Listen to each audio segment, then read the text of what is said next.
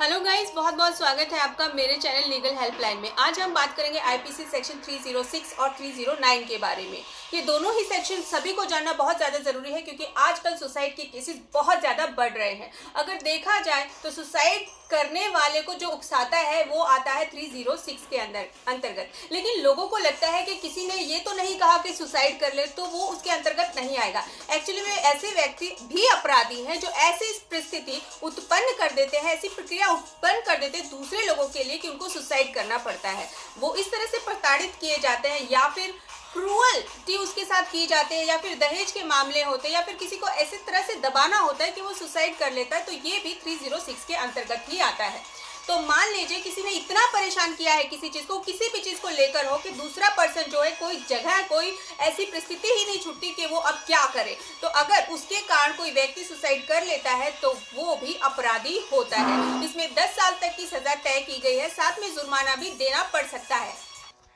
हमारे देश में जो सबसे ज्यादा मामले हैं वो महिलाओं के सुसाइड के बारे में आए हैं। एक्चुअली में किसी भी तरह से उन पे क्रूअल्टी करना, वो चाहे शारीरिक तौर पर हो या मानसिक तौर पर हो या फिर दहेज के लिए हो या फिर किसी काम को लेकर हो, किसी भी तरह से उन पे क्रूअल्टी करना और उनको इस तरह से परिस्थिति में ला देना कि वो सुसाइड करे, तो ऐसे मामले काफी गंभीर होते हैं और इनसे जो है बचना भी बहुत ही प्रॉब्लमेटिक हो जाता है क्योंकि औरतें किसी को बाहर बताती नहीं, अंदर ही अंदर प्रॉब्लमेटिक होती रहती हैं और अंत में सुसाइड कर लेती है। तो बहुत ही इंपॉर्टेंट टॉपिक है, अंत तक मेरे वीडियो के साथ बने रहे और चैनल को सब्सक्राइब करना ना भूले। चलते हैं इसके एक्सप्लेनेशन की ओर कि 306 और 309 क्या है, कितने इसमें सजा है और कौन कौन सी इसमें प्रक्रियाएं हैं।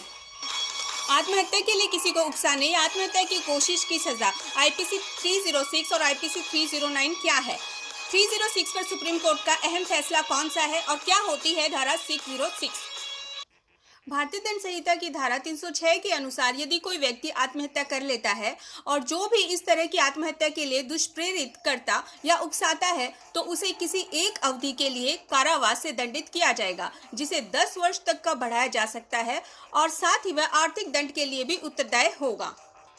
आईपीसी सेक्शन 306 क्या है। एक्चुअली में अमेंडमेंट ऑफ सुसाइड, किसी व्यक्ति को सुसाइड के लिए उकसाना इसमें आता है। मान लीजिए उस परिस्थिति में किसी व्यक्ति को ला दिया गया है जिसमें वो आत्महत्या कर लेता है। हमारे देश में सर्वाधिक मामले महिलाओं के दहेज की डिमांड, क्रूअल्टी या किसी भी रूप से उसे प्रताड़ित करना, ये सारे इसी में आते हैं। होता ऐसा है कि सिचुएशन इस तरह से क्रिएट कर ली जाती है कि बहुत ज़्यादा प्रॉब्लमेटिक सिचुएशन कर दी जाती है कि इंसान ना इधर का रहता है ना उधर का और एक ही सामना दिखाई देता है कि वो सुसाइड कर ले, उसको इस कदर टॉर्चर किया जाता है, तो ये भी उकसाने के अंतर्गत ही आता है। आईपीसी 306 को लेकर सुप्रीम कोर्ट का एक अहम फैसला आया था। आईपीसी की धारा 498A और 306 ऐसी घटना जो पत्नी की मौत से काफी पहले हुआ उसे आत्महत्या का कारण नहीं बताया जा सकता, सुप्रीम कोर्ट ने ये निर्णय दिया था। सुप्रीम कोर्ट ने कहा कि ऐसी घटना जो मृतक की मौत से काफी पहले हुआ उसे ऐसा व्यवहार नहीं माना जा सकता जिसकी वजह से मृतक ने आत्महत्या की।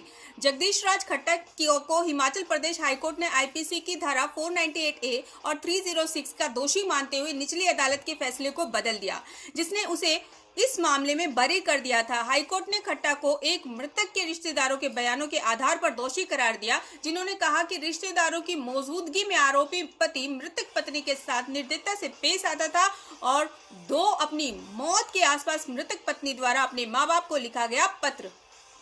चलते हैं आईपीसी के सेक्शन 309 की ओर। आत्महत्या करने की कोशिश को भी अपराध माना गया है। मान लीजिए कि कोई व्यक्ति आत्महत्या की कोशिश करता है और फिर वो बच जाता है, तो ऐसी क्रिया में जिसने अपनी जान देने की कोशिश की है उस पर भी 1 साल तक की सजा और फाइन लगाया जा सकता है। उम्मीद करती हूँ आपको पूरी तरह से पता चल चुका होगा कि सेक्शन 306 और 309 क्या है, किस तरह से इस पे प्रक्रिया की जाती है और कौन सी परिस्थितियों में ये लागू होता है। हमें अपना कीमती समय देने के लिए आपका बहुत बहुत धन्यवाद। इसी तरह से हमें चैनल से जुड़े रहें, सब्सक्राइब करना ना भूलें। Thanks for watching.